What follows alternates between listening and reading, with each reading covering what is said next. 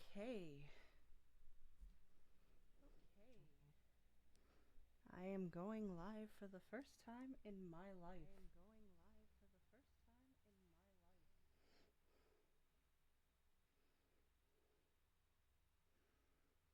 So please don't mind if I am constantly checking my phone to make sure everything's okay.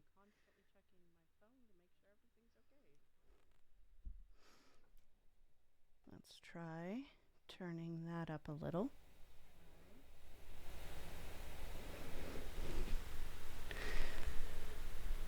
Oh, that does not sound good.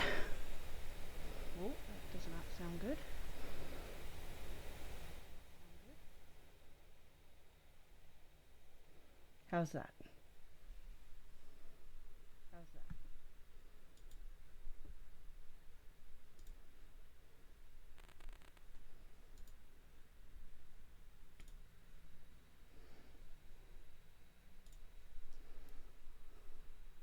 Okay. So I get a bit of a lag because I'm listening to my stream while I speak. Just to try to get all the levels correct. Let's try to get some music going. Oh, that's loud.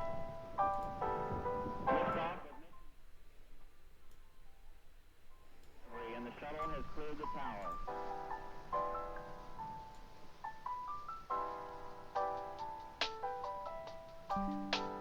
I have no idea if that's too loud for you guys or not.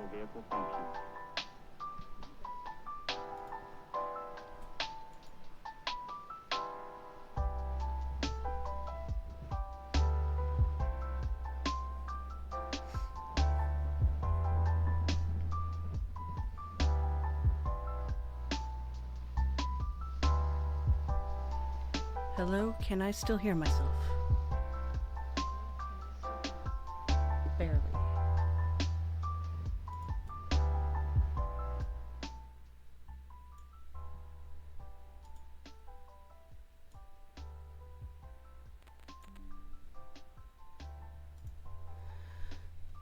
Testing the volume again.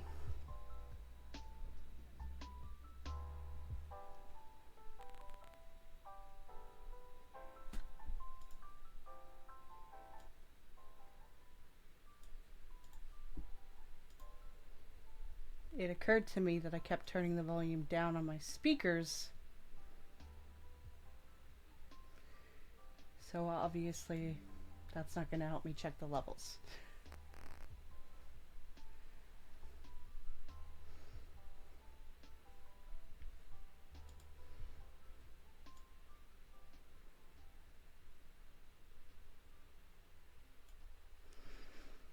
Okay, well, I hope that's not too loud or too quiet.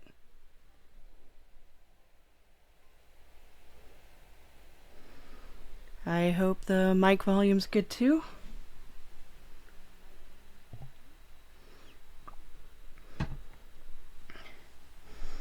Alright, so this is my first attempt at streaming. As the title of this stream implies, I am a widow.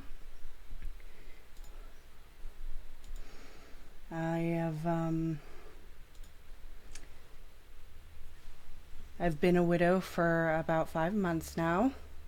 My husband passed in October 5th specifically. So I figured I should try and, do something good and creative with my time. So I started to get into bead looming in order to kind of hands-on healing, as one of my support groups calls it, for crafting. And it seems to be helping. At least it keeps me distracted from my utter miserable pain. I'm constantly looking at the computer screen instead of the camera because I'm not used to this at all. Anyway, I don't know if this will help anybody. I kind of felt the need to, I feel like there's not a lot of grievers out there. Not a lot of people get the chance to discuss their pain and how they feel. So I kind of wanted to, especially for those around our age, us, you know, Twitch people, that it'd be nice to share grief in a way through a healthy means of some sort. I don't know if this is going to be all I ever do. Looks like I'm cutting out a bit on the mic. I'm not sure. I kind of turned off the echo. So let me put this back on so I can listen again a bit. Okay, that seems to be working okay.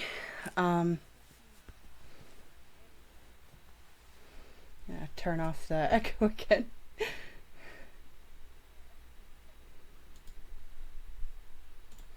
So yeah, I'm just trying to, I suppose, survive this world and this life and share that. I don't think crafting and beadwork will be the only thing I ever do, but it was a start. And like I said, it's something I've been enjoying. It's something I've been going a little crazy over. I have made way too many little things. But anyway, one of the support groups that I was in was saying that you should look into doing things for other people. So I thought it seemed like a perfect thing to sort of start my stream, because I was thinking about doing this for a while. And sort of start doing this stream while I'm making something for one of the ladies at my support group. She loves to bake, so I made this design on, I think it's called, let me see. Oh, that's right, I don't have it on this computer. It's called something like Easy Bead Designs or Easy Bead Patterns, and it lets you kind of create your own. And so I created this design, trying to use some of the colors that I have, and I thought I'd make this for her and see if she likes it.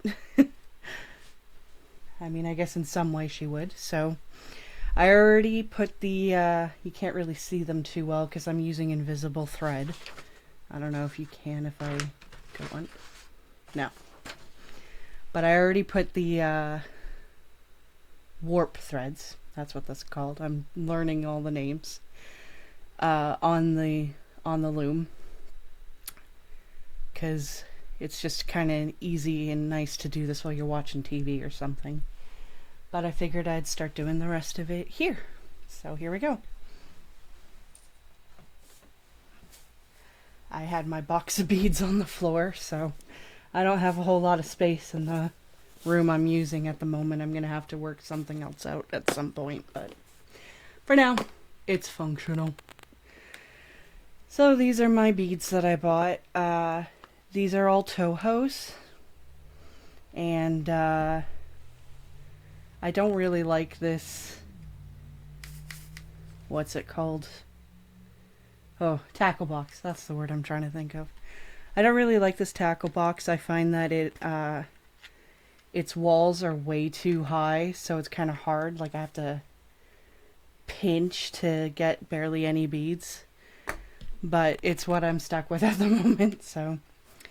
I just recently bought this, like, comb so that I can use it to try to shimmy all of the stuff up, you know, and keep it even on the loom.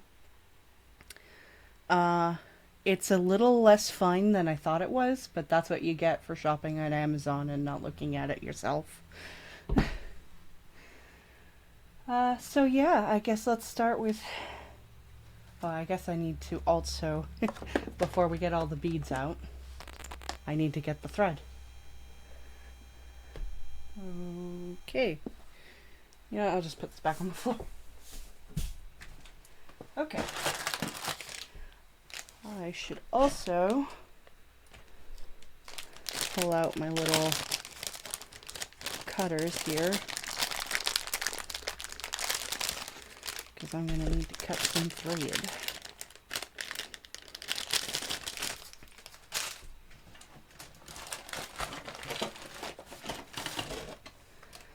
So if anyone ever watches this VOD and starts wondering what I'm using, this is some invisible nylon thread. So you can kind of see it reflecting in the light when I hold it up. Not too well, but you know, they say to stay away from a little bit of a stretchy thread, and this is tiny bit stretchy. For the warp anyway. The side to side is the weft, and that seems to be okay according to online. But you know, I haven't had any trouble with the test stuff I've done, so I'm just using it. I like that it's invisible because well, obvious reasons, I guess. I keep looking at the computer instead of the camera, so it doesn't look like I'm looking at you guys, although I don't really have anybody in my chat right now, so I'm just doing my best to keep saying how I feel. Anyway, so I'm pulling out a lot of thread so that we can have a lot to work with, but I don't want too much, otherwise it gets unwieldy. Ah. Of course, now it's pulling too much off. And I should have undone these before I did. Oh, that wasn't so bad. Okay.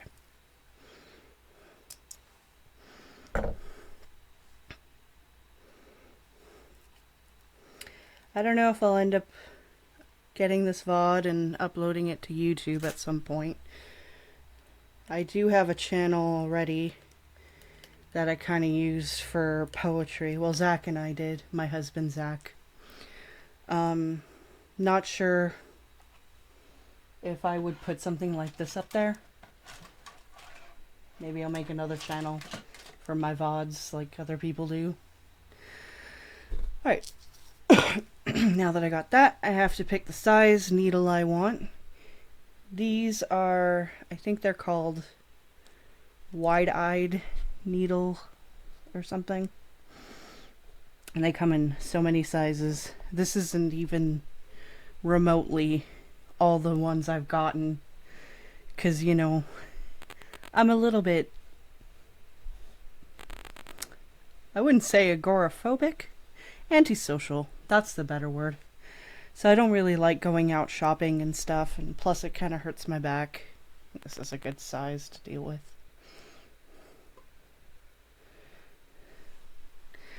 So I end up ordering a lot of my stuff off Amazon, and it's not like you can just pick up one or two there. But I like these needles because I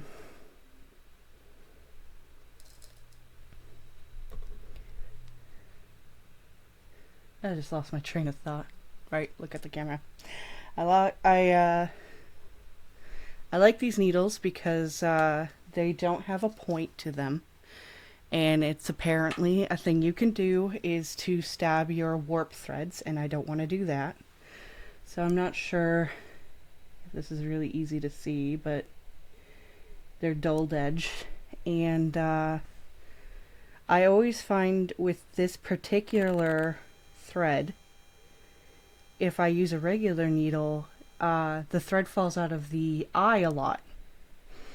But this kind of has this weird middle bulge thing, so I can easily feed it in, and then when I pull pretty taut down and pinch it, it holds very well. None of this is really shown up too well, is it? There we go. Anyway, it holds really well. Of course, I did that without realizing I need to tie the thread to the warp first. You know, it's like, well, I am a bit of a beginner at this, so don't mind me. Beginners teaching beginners, as they say. So I'm gonna put this through the first one here. I wish you guys, I wish this thread would show up at all.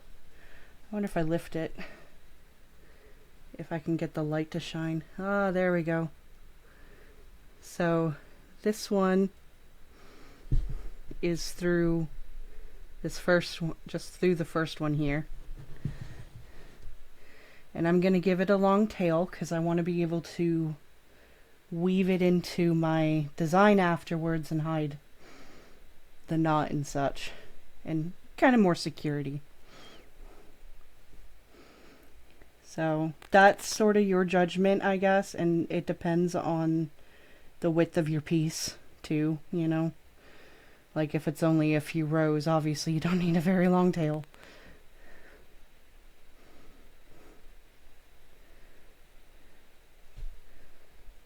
Anyway, if you tie this little knot, it sort of helps when you're feeding the beads in, keeping it in place. And then I like to double knot. Besides, this should be hidden when I feed it into the piece afterwards in the end. Alright. I probably should have used thread that wasn't invisible for stream, but I didn't know it wasn't going to show up at all, and that seems like a very obvious thing. So, I'm not too sure about what to talk about during this whole thing. I wouldn't mind discussing grief and my ways of coping with it, but I'm not sure, like, I guess I should have made a game plan before coming in on this, and I, again, keep looking at the computer, not the camera.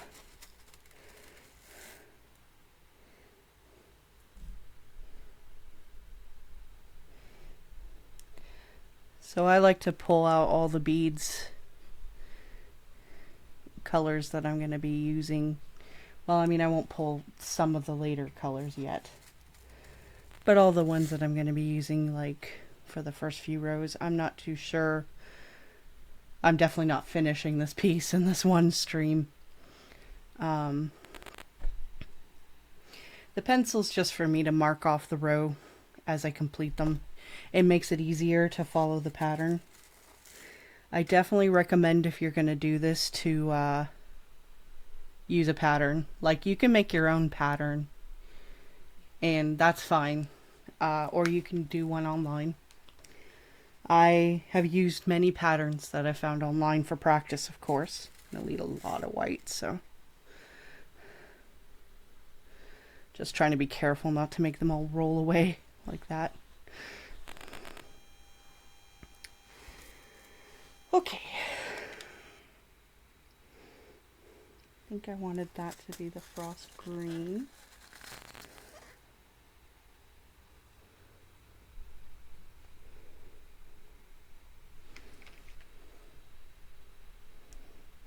Or was it supposed to be? No, it was going to be the frost green. I have all these random. I found that I thought I would like the more circular beads, the Tohos, more. And then I realized, like, everyone's using the Delica beads, the cylindrical ones. So I better take a look as to why. And I made a little pattern of Delicas. It's just a tiny little one that I got online. And I found that I liked it better. They all sit together a lot nicer. So, obviously though, I mean, I have so many of these Tohos that I need to get rid of them. So, that's the plan. Okay, what else do I need? Red, just a tiny bit. Gonna need orange, which is hard to get.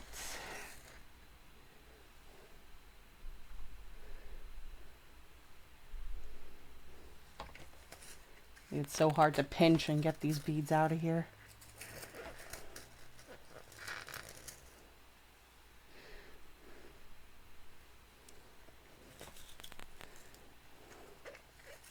Yeah, I told my mom like an hour ago that I was going to be doing this to sort of join in and help mom support, you know. She didn't answer my text, so I guess she's busy. Oh well, all on my own. And I need blue. And I'll stop here because that's enough beads on the table, that's for sure.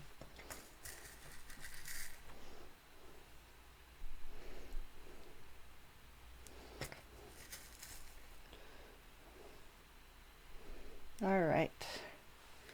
And we'll go from there. I'm not sure if I'll even, how far I'll get on this in this particular stream, but we'll see. Okay. I wish I could get the AC in this room too. That's another thing that's gonna stop me from streaming for too long. Also, don't mind me. I have weak wrists, so I put this on and kind of helps support them. Maybe I should just move that camera over to above the monitor at some point. Make it easier to do this. It's mostly just that my space is small, so I have to have the computer to the side so there's room for the table.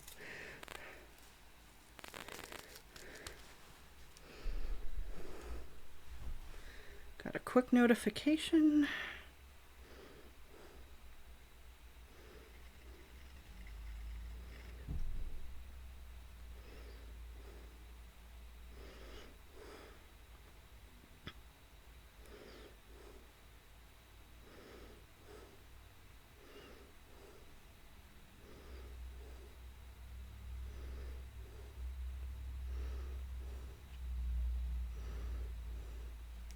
Okay, sorry about that.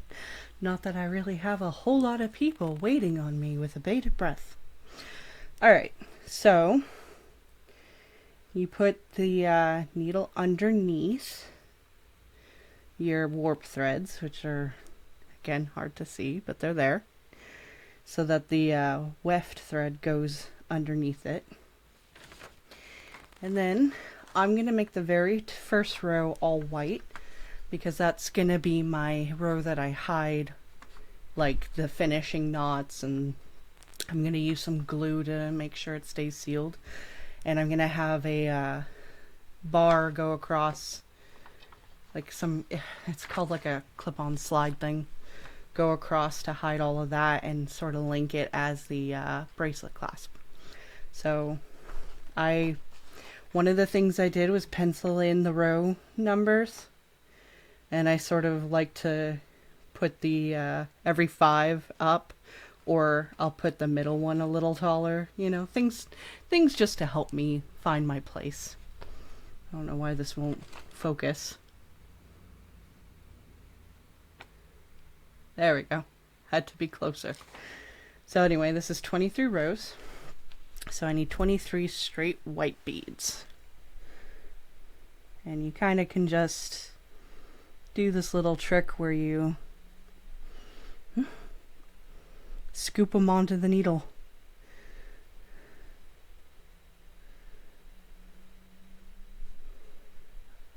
Five, 6, 7, 8, 9, 10. I'm not exactly the fastest at this, so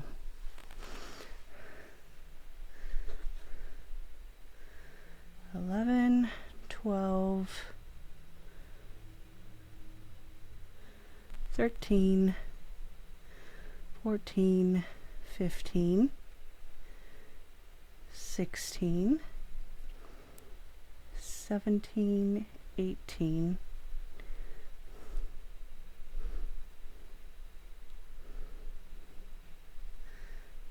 19, 20,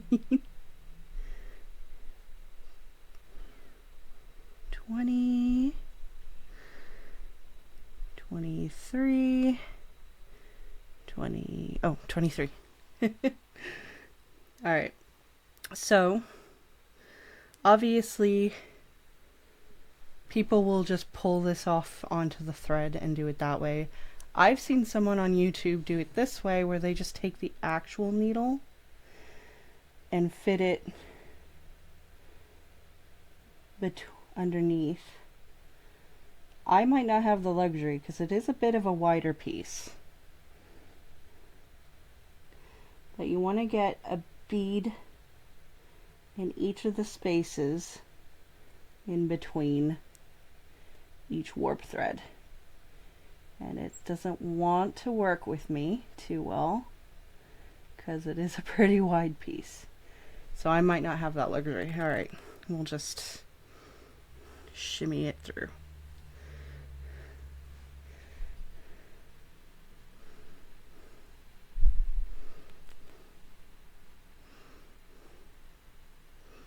Nope, thread's getting a little tangled. Hold on. As thread is wont to do. Alright, so I pulled them all the way through. It's dangling underneath the warp threads right now, and then I kind of, you can see they fall. But since we got this knot here, it helps to keep it in place when you sort of pull it up. And then this way, you can kind of hold it underneath to get it done. This thread isn't working too well. Now, because the piece is wide and this is the very first row, I find it like if you can't get it to fit them nicely, this little bit right here is the only bit that's fitting. I'm gonna bring this camera down somehow.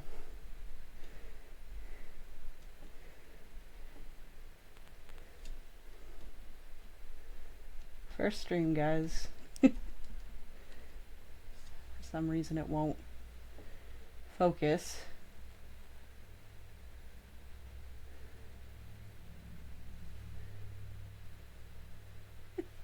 Why does it not want to focus?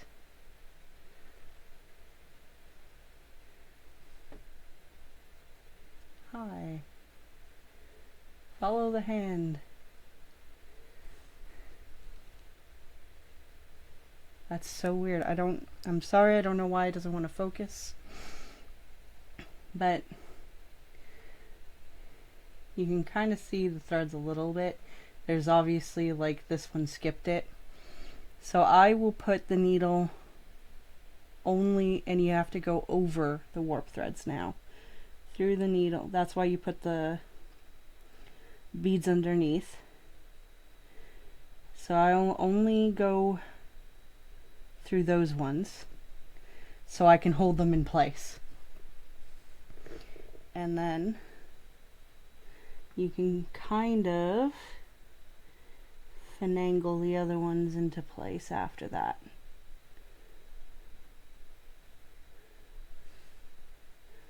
Sometimes the needle gets in your way though, so you gotta pull it back a little. And then you can start feeding the needle through these ones. The next few rows should be a little easier after this. But it is what it is,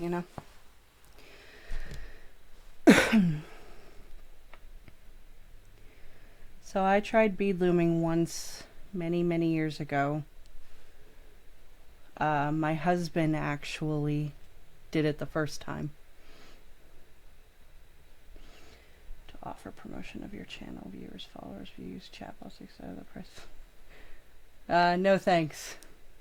Spammer, I guess. I'm gonna have to look up how to deal with that, but here we go.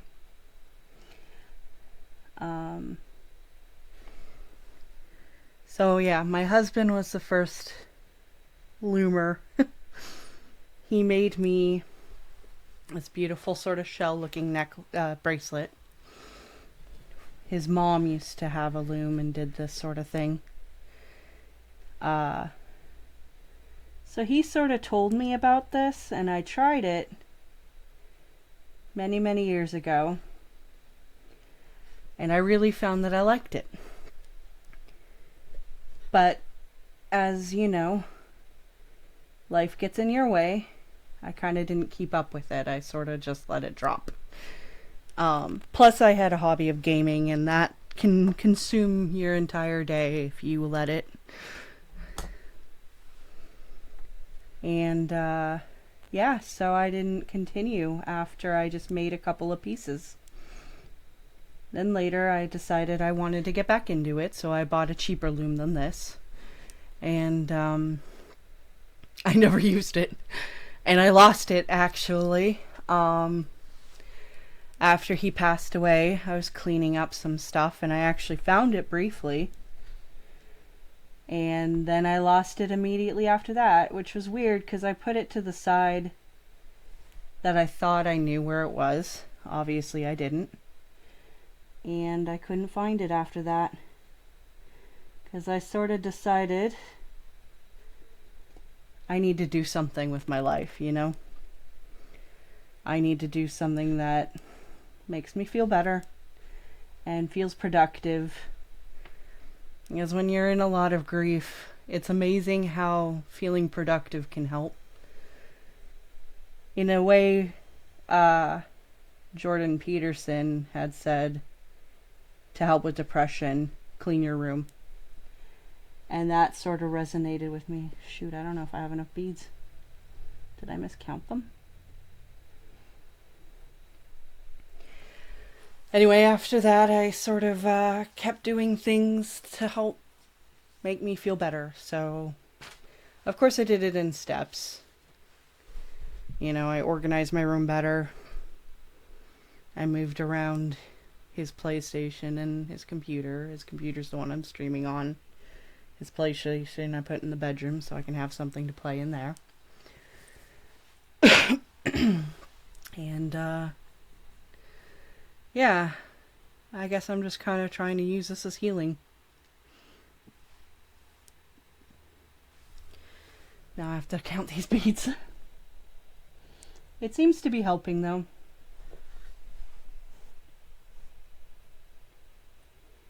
4, 5, 6, 8, 9, 10, 12, 1, 13, 14, 15, 17, 18, 19, 20, 21.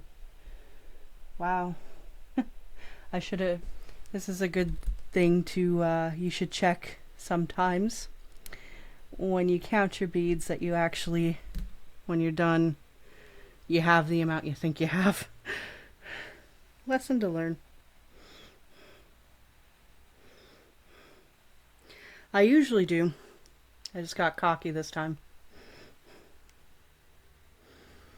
Serves me right for being confident, huh?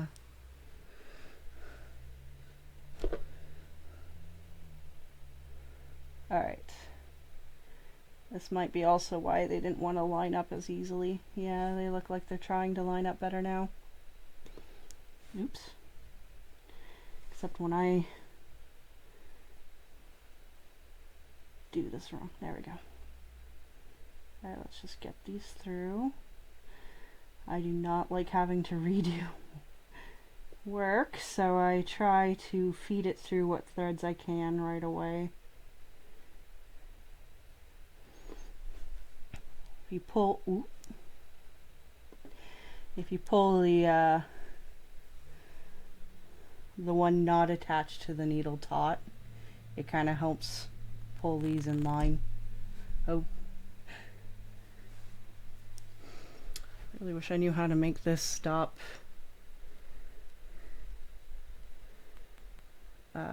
blurring. Oh, I feel like that made it worse. Like, focus on the beads. They're right there. Or my hands. My fingers are right there.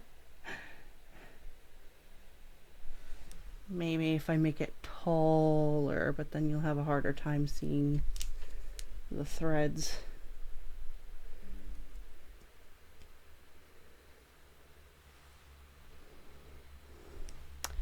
Maybe if I put the comb underneath.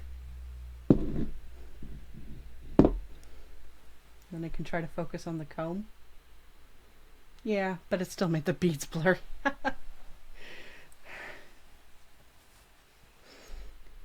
I don't know. I'm sorry.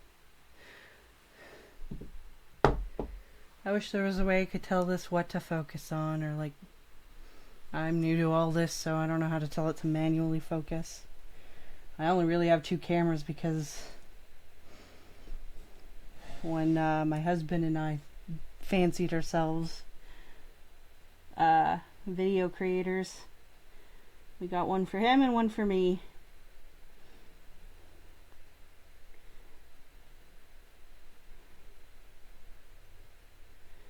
So it is important to go above the thread. That's why I'm kind of taking a while, because the beads are not going in between too easily. There we go. Sometimes you can kind of wriggle them into place when you hold your finger.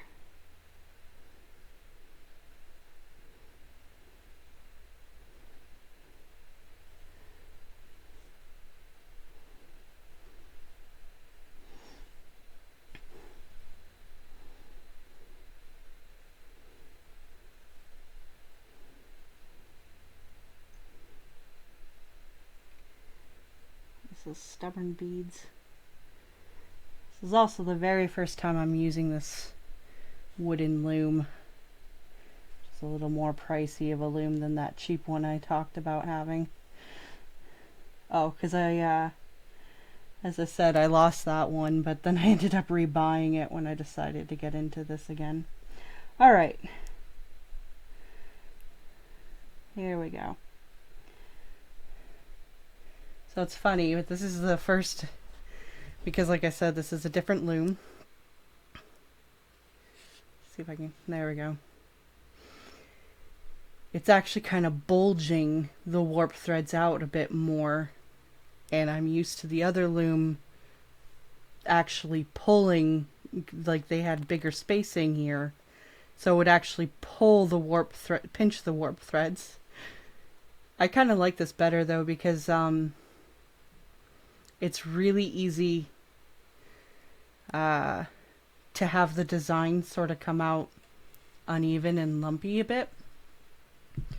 So this might help. It might not. I might just be too noob to understand. I'm going to try to get my tail thread out of the way here. I'll put my comb on it. Alright. So I kind of leave this needle in here like this. Pull your tail,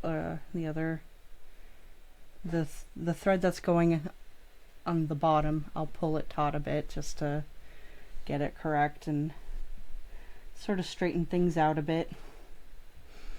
And then I like to try to lift up the warp threads a bit, because usually you can then see if you missed any, and that they might, because oh shoot, well, don't do what I just did and pull the needle all the way out.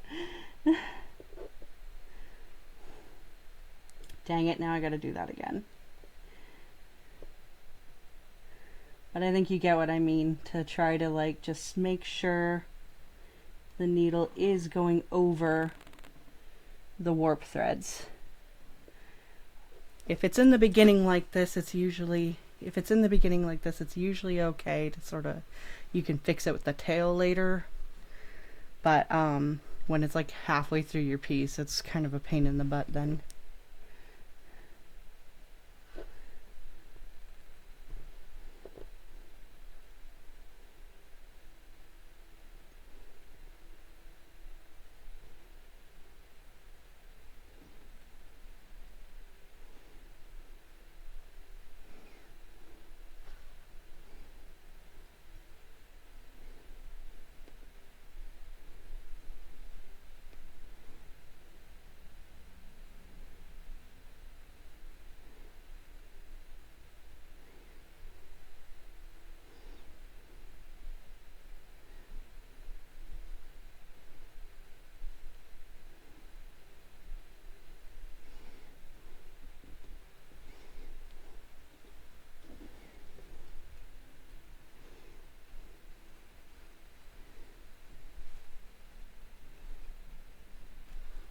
Okay.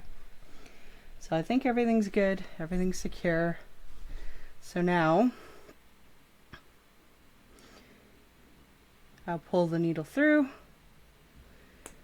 And you start pulling the thread.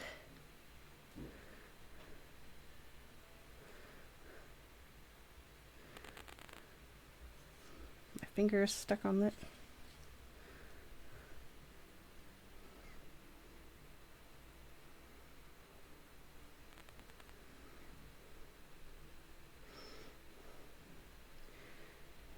And it pulls pretty tight.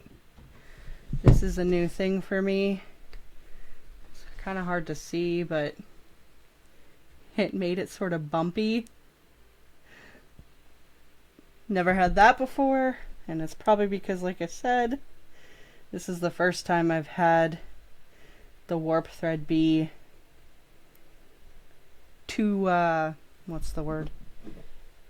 Too small in the spring, so I think I might be able to sort of cheat it with the comb if I can, maybe from here. If I can get each thread through each prong, it'll widen it out and hopefully make the piece turn out okay. I would really have to hate to redo this on my other loom.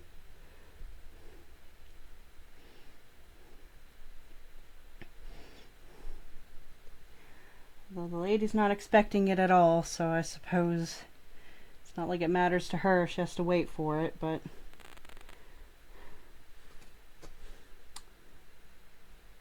no. Well, I'm gonna keep trying and see if eventually... Sorry about that, my mouse keeps on activating. See if it eventually, if I get enough beads, it'll widen it out. That might be like the worst thing to do and loomers might be going crazy, but that's my plan. Alright, so one row and only one row done.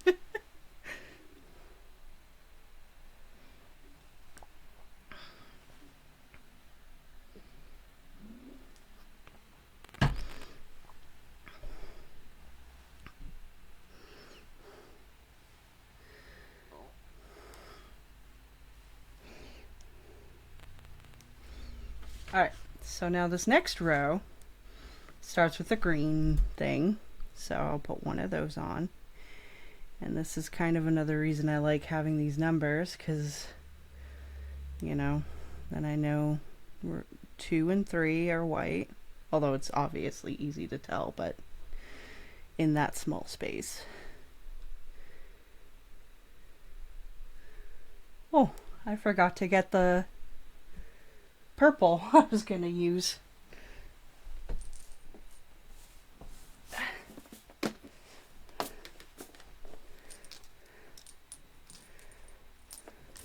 believe it was gonna be the sort of rainbow metallic kind of looking one. Put it next to the green, I guess. I'll show them off a little better when I don't have the paper out.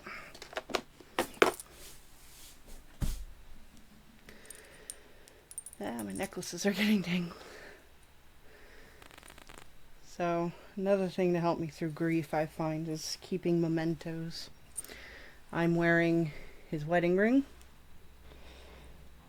I know you're supposed to, like, put it on your right or something to indicate you're a widow, but for me, I'm still married. That didn't change. I got this with a bit of his beard hair, because he was bald with a beard. Got his thumbprint.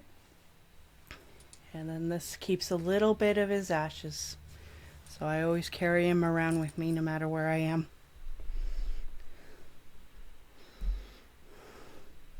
I know a lot of people might be like, ew, or morbid.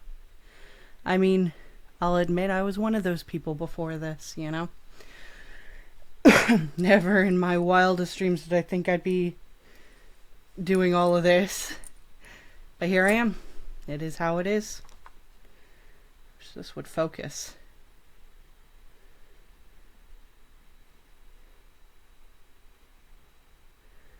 Why won't it focus? It won't focus on the paper, for crying out loud.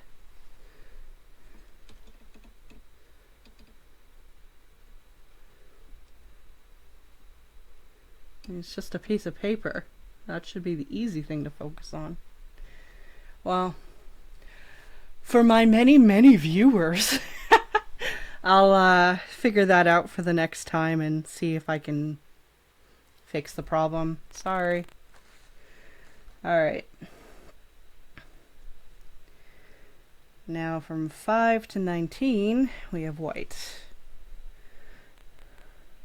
5, 6, 7, 8, 9, 9,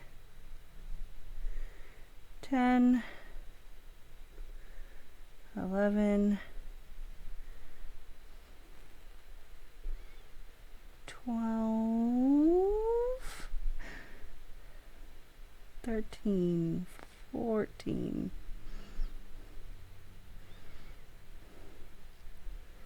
15, 16, 17, 18, 19. So I'm going to double check that one, because I do not want to have to take off the other beads to fix it. 5, 7, 10, 11, 12, 13,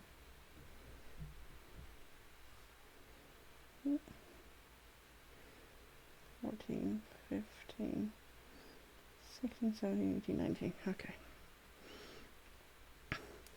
Also, another thing about having this kind of needle, I find that the beads won't fall off the end of the needle, or like this is where the thread is. Why won't this fix and focus? Focus on that. If I go really close, will it focus? Nope. Nope. Alright. Well, unless I push it, it won't fall off the end, so. A metallic rainbowy thing. 2 more white. And another frosted green.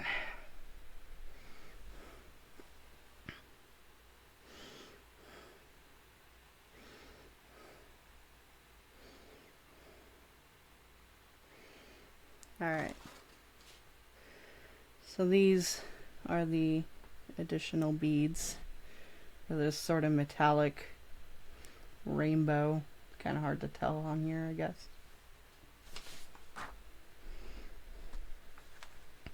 Ooh. Well, that one went to... All I wanted to do was put them on white. That's not working. Don't know why I should have done that with a blurry camera.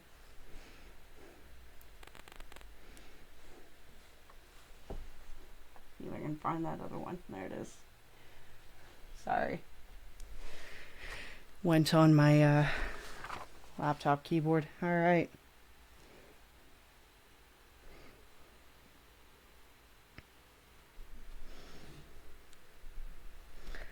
You know, the problem is I think it keeps trying to focus on the background. But no, then why won't it focus on the paper? There. Focused on the paper then, except now. I'll have to see if I can play around with the settings of these cameras and maybe manually focus it. That'd be better. Alright, let's see if I can do the needle hack. Not that I guess it is a hack, but it is to me. This is quite a wide piece again, so yep. Some of the threads you can't really tell aren't fitting in between, so I sort of just kind of wriggle them a little to press them in between the beads.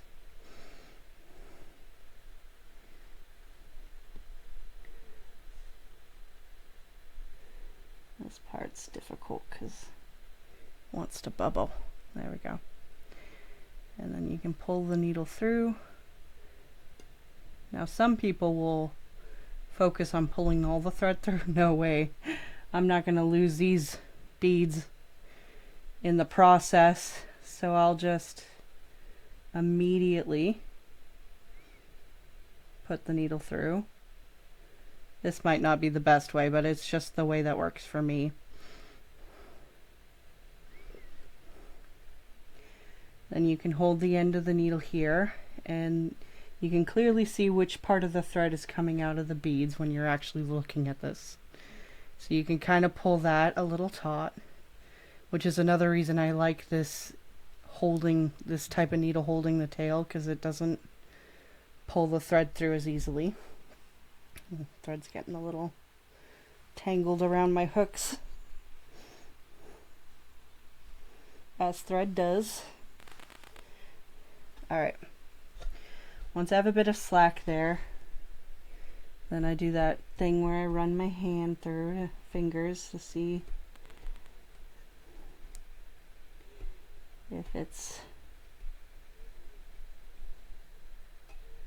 Nope, they're all good. Alright. Another thing too is if you kind of spread the beads a bit, you can, and you see the needle and not the thread, you did good. Now I'll hold this end and finish pulling this all the way through.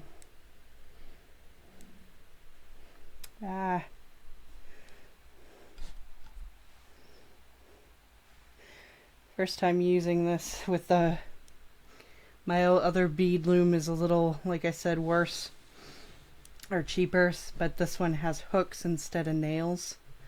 Here, you can probably see it from this side better, because I have the warp twisted up. There we go. So I'm dealing with the thread hooking on them all the time, but I'm sure I'll get the hang of it after a while. Ooh. What is this thread tangled in?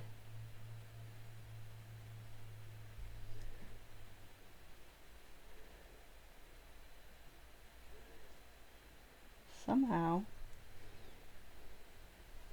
it got twisted through the warp, but that's okay. It'll be hidden once I'm done. Or maybe it'll fix itself. I don't know how that happened.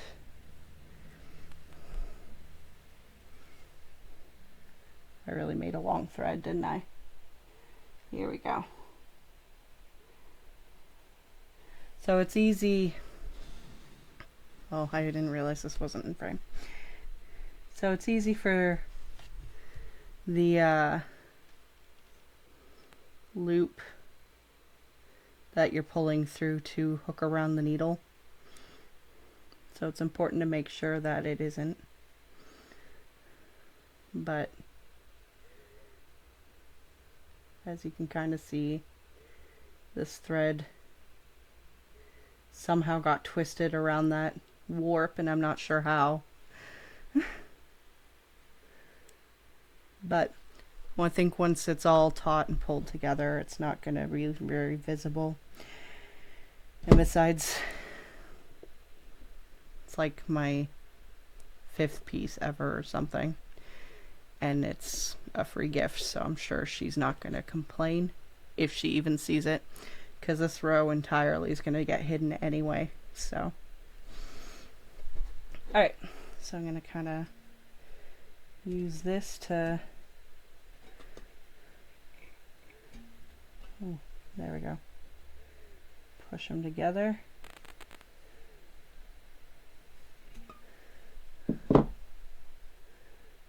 Make sure that's taut. Alright, pulling it through. And immediately it's hooked on these. Wow. Wow, it's twisted bad. Maybe I should have done this on my other loom. This was the more pricey, wider one. I wanted a wide loom because I like to make designs that are like bigger and not always... I don't really like to wear these kind of bracelets, you know, so I mostly make them just to have as little trinket designs. But, yeah. It is getting hooked really bad on this loom. There we go. Okay. Now you want it kind of tight. See, on my other loom, I would make it super tight to try to pull it together. But in this case, since everything is bubbling because it's too tight, I don't want to pull it too tightly to make it worse. So I'm going to kind of just try to flatten it out, try to make sure that it's all pushed together. Give it a little tug, but I don't want it too bad. I think that'll be okay.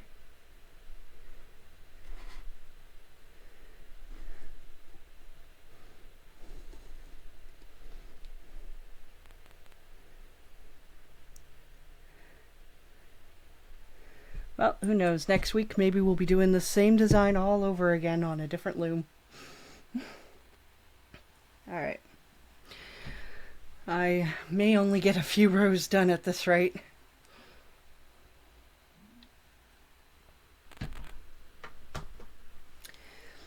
But now that I got one row done, that's actually on the design, I'm going to mark it off.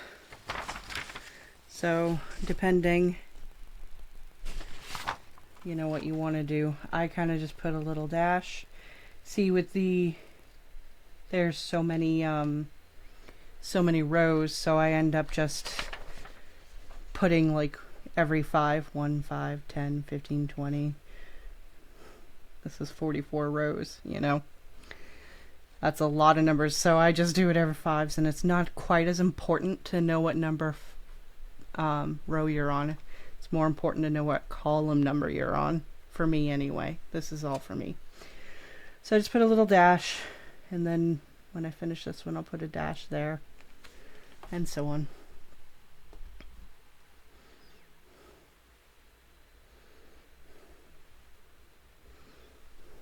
All right. So now we got 2 frost greens,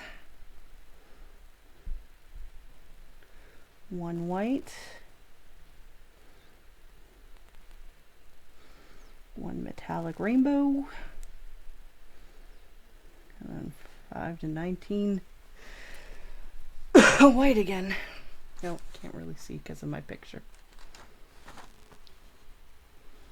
Suppose it might be better if I put my picture on the other side of the stream. Do that real quick.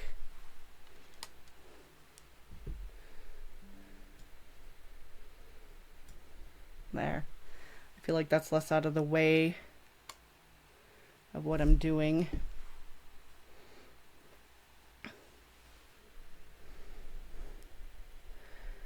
Five, 6, 7,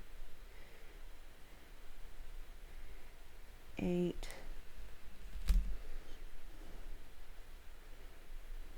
9, 10, 11, 12, 13, 14, 15, 16, 17, 18, 19. Okay, let's do this. So 5, 6, 8, 10, 12, 14, 16, 18, 19.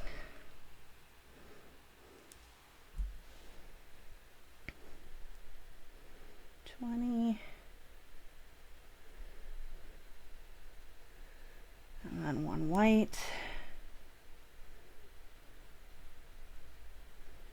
And 2 frost green. Wish I had more of these sort of frost colors, because in retrospect it would have been nice to have made those the cupcake icings, but I don't, so they go on this side.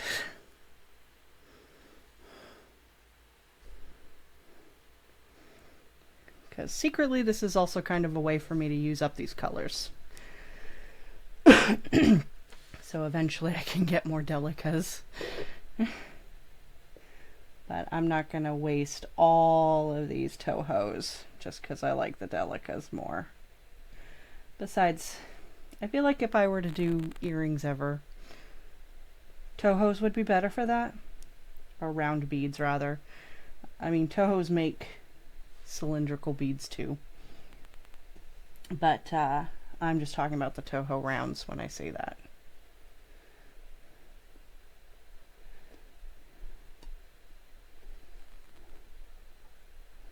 Probably should have done this a little lower from the row, so I had more wriggle room.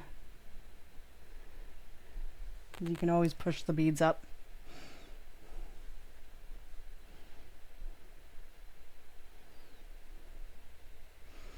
In retrospect too, I realized that my top camera only sees the top of my head when I do this, but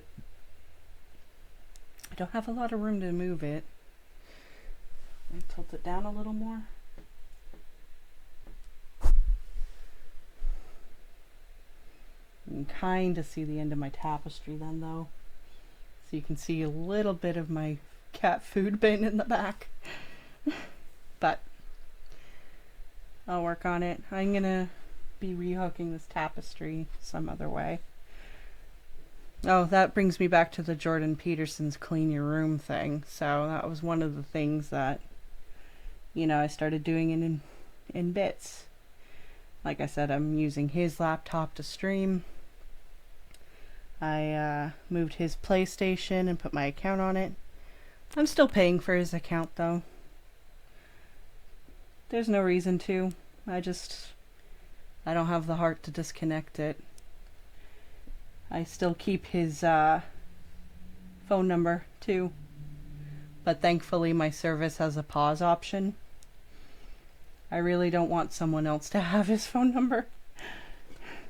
So that's mine. Mine forever. Oh, you know, I wonder if the brighter light would help with the focus.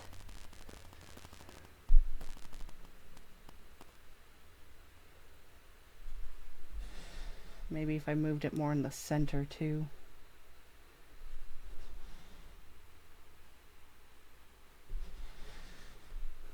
No, it just really doesn't want to focus on this loom.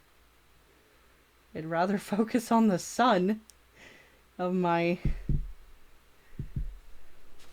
Out of curiosity.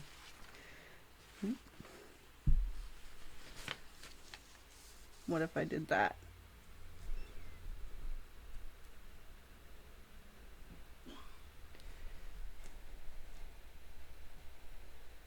Well, I think that helped, except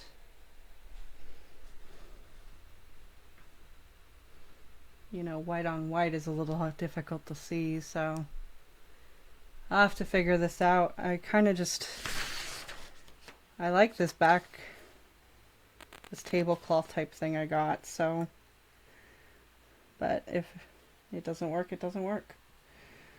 I plan to also do tarot streams at some point, so I can use it just for that, but it is what it is.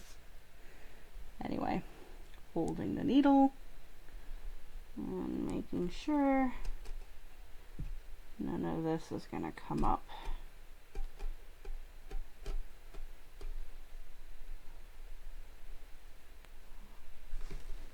Kind of looks like maybe, no. Okay. The problem with invisible thread is it's hard for me to see that sometimes. Alright. Holding the needle. It's important to hold the needle because, like, what I did there, I didn't realize I pulled to the end of the loop and almost yanked the needle out.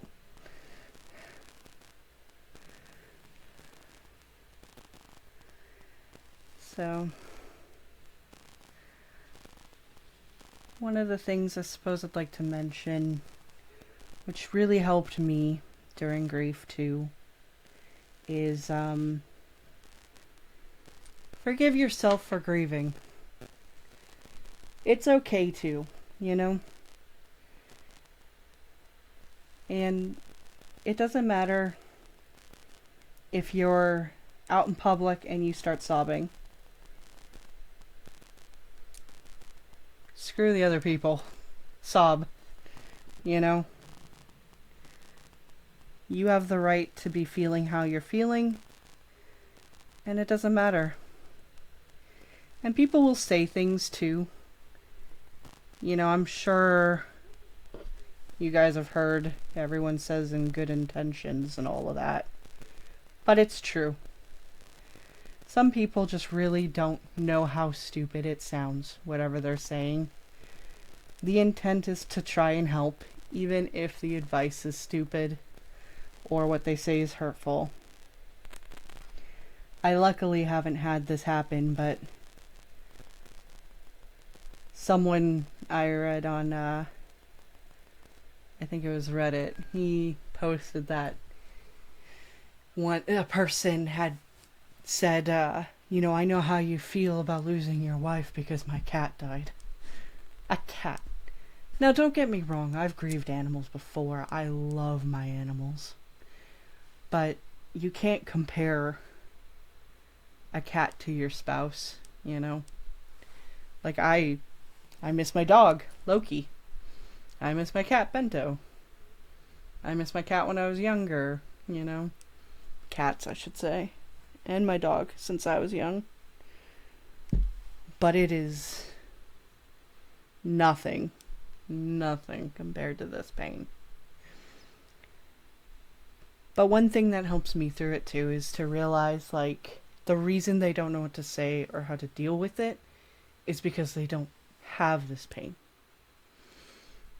They haven't suffered what you're going through if you're a griever. And it doesn't have to be widowing, you know. That's just my example. You could be really close to your parent and they pass away, or grandparent and they pass away. It's whoever you're close to that you've lost, you know. And they haven't had that. They weren't close to somebody who's died yet. So it's kind of a good thing. We don't want to spread this pain, you know, this worst pain we've ever felt in our lives. Although I'll admit, there are occasionally people where I wish they felt the pain just a little. But you have to forgive yourself for feeling those things. Because I usually feel that way accompanied by a lot of guilt. And it's okay to feel bad.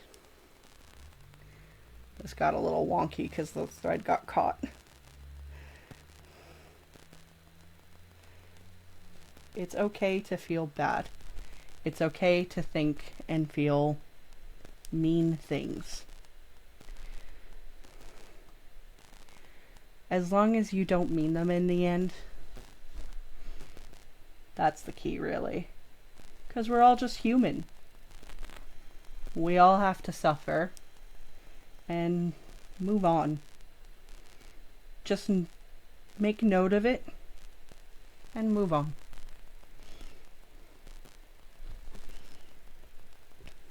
I don't know if anyone will ever even see this, but I hope it helps.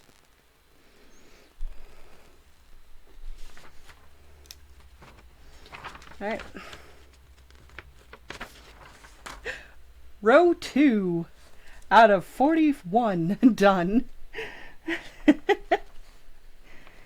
Alright, so I think I'm gonna do this third row so it stops at the, then I know next time I'll start at the cherry.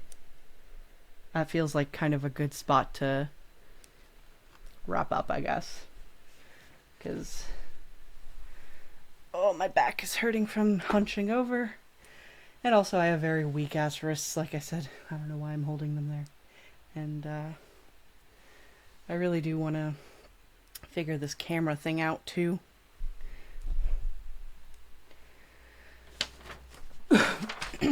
Plus, I should check back the VODs and make sure that VODs, like I have multiples, I should check back on the VOD and make sure this all sounds good. I have no idea if I'm cutting out ever or anything, because, you know, me and my massive amount of chat. Alright. So, let's go. 3 greens. 1 funky purple. On the bright side, I usually do this out in my living room, where all my 3 cats can come and destroy everything if I leave it out. So on the bright side, I could actually just leave all of this here on the desk, and not sure how I'll get out though, because the laptop's kind of in front of the door. I'll figure it out.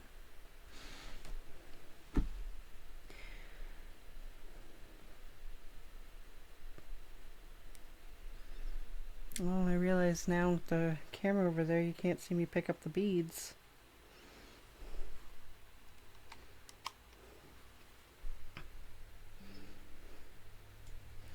I'll move it down here. Maybe that'd be the best place.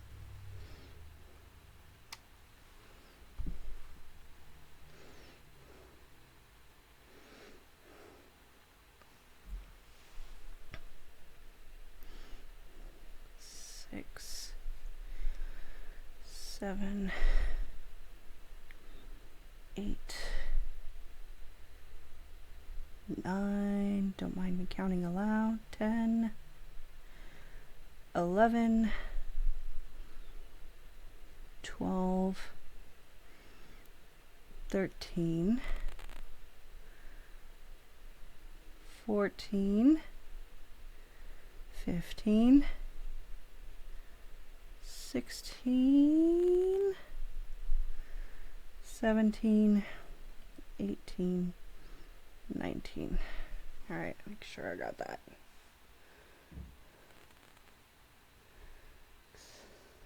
8.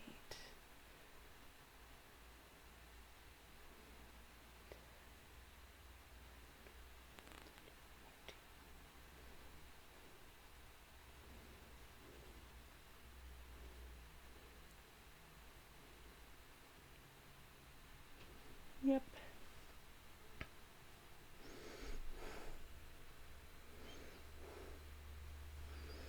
Another rainbow and 3 greens.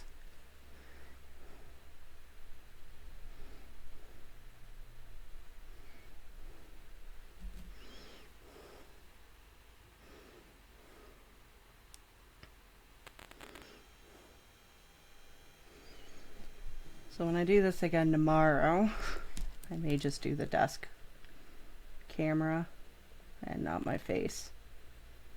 We'll see. I just got the hang of setting up all the scenes.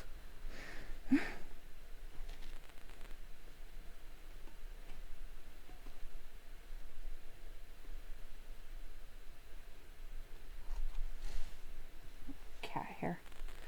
Or cat hair on my wrist gloves, so anybody who's a cat owner, or I guess a dog owner too, they know.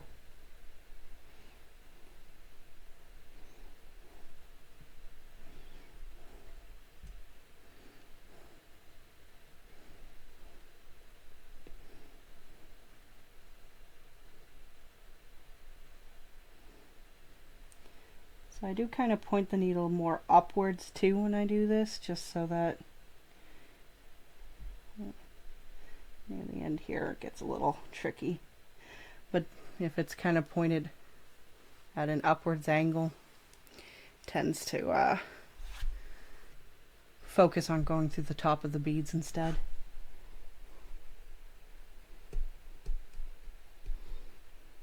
Oh, I missed some. So, make sure I didn't miss any more. I kind of run my fingers through, and it makes them pop up.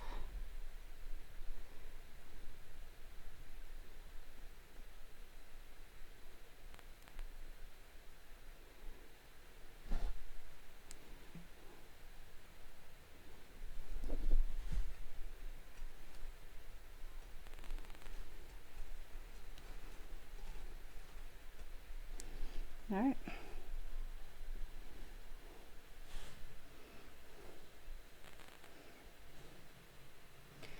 You know, maybe a pure black background would help. Probably make it easier to see the thread and make this stop focusing on the design.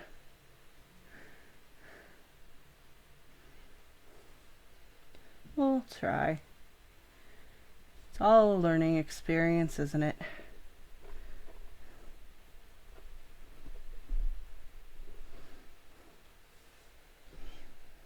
That's life.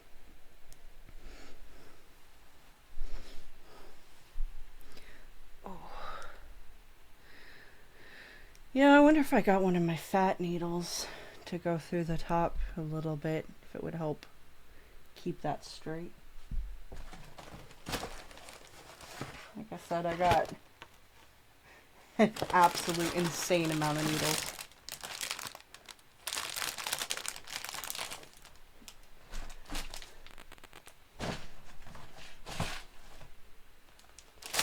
I ended up getting, in an attempt to, my dream is to make large designs. So I got needles this big, but they're not as thin as I was hoping.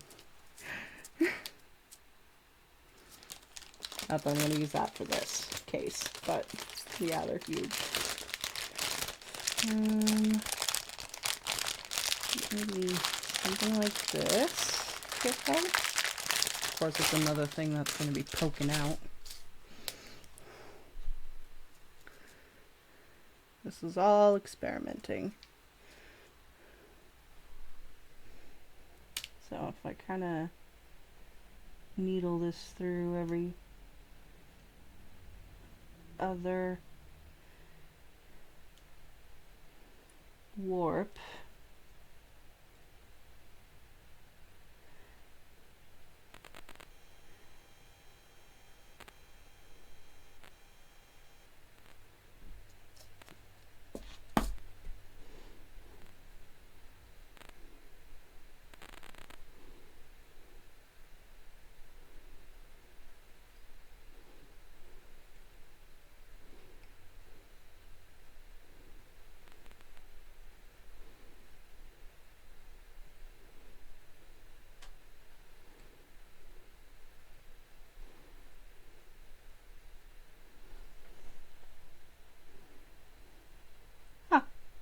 I think that actually helped.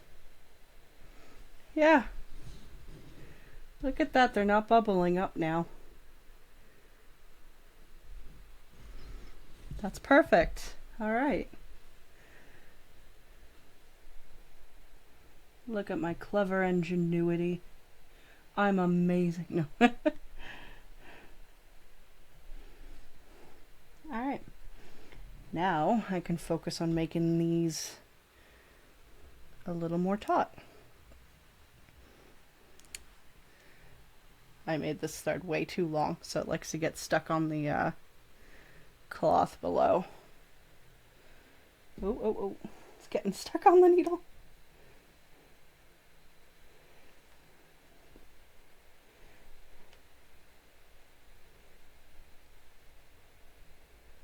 This is a weird song. I've never tried this lo-fi playlist, but it was DMCA free as long as you put it in the bio. So if you want to know who this is, check the bio.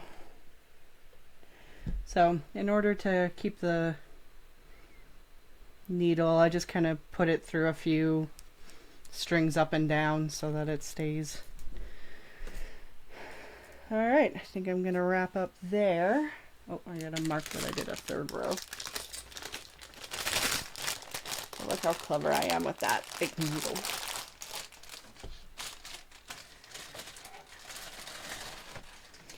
Alright, hopefully I don't look back at this VOD and find I can't hear anything. Just so you guys follow along. I marked that third line, just little ticks. So I know. I mean, you might be able to, if you prefer, like, just cross all the way through. I don't know why you would need that much, but... Although, I shouldn't say it like that. I've had one where, after a while, my eyes was just bleeding to figure out, like, when you're halfway through what row you're on. Or, yeah, row. So I've, made thick lines cross so that I can have a point of reference for my eyeballs. Alright, my non-existent chat, this has been amazing. If you're watching this on YouTube, please give it a like, subscribe, thumbs up, comment below. Let me know if this is a good idea. If you can do that on Twitch, because I have zero experience with this, do the same. Thank you. And I guess have a good night, everybody. And just know if you're going through a lot of bad grief, you're not alone. There are others who are suffering, unfortunately, like you. And it's really important that we stick together. Because, well, we're social creatures. So even though you can feel antisocial, do what you can to find those groups. I do what, I lurk a lot on Reddit. I go to r/widowers, but there's also r/grief, I think it's called. I'm sure there's one for other losses, like parent loss and such. I would not doubt. So even if all you do is go there and read other posts, I found it helped me a lot, you know. And then sometimes I would actually make a post or comment every now and then. And sometimes it's to help others, sometimes it's just to bitch and moan. And then you get the support there, because they all know. They understand what you're going through. And, you know, sometimes they have good advice, sometimes it's just to say I'm here and I know your pain and I feel the same. And it helps. It doesn't solve the problem, obviously. It never will. But we're social creatures by nature. We're not meant to be completely isolated. And honestly, that's kind of one of the worst things you can do during depression, even never mind grief. So try your best to do what you can, even if it's just lurking. And I hope this helps somebody. I really do. Yeah. Alright. I guess I'll just end this. Thank you. And I hope you all have a good night.